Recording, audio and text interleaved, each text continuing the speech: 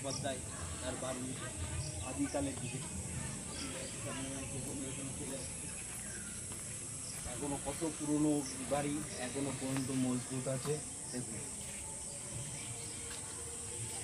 আরো কিছু দৃশ্য দেখাবো ভিতরে।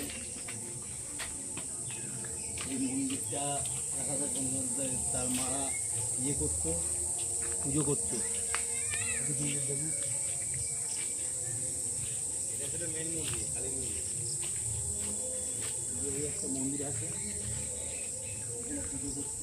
ক্যামেরাম্যানকে বলবো একটুখানি উপরে গিয়ে দেখে আসছে। রাত্রে দেখা যায় বলছে, রাত্রে কোন কি করছে রাত্রে দেখাচ্ছে।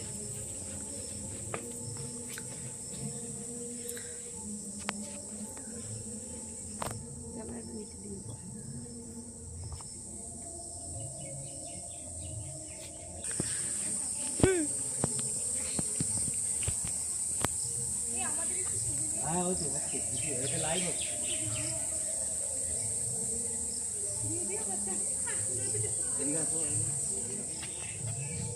এখানে বিভিন্ন গাছগুলো লাগানো আছে। কোনো কত পুরোনো বাড়ি, মাটি মাটি কিছু করছে।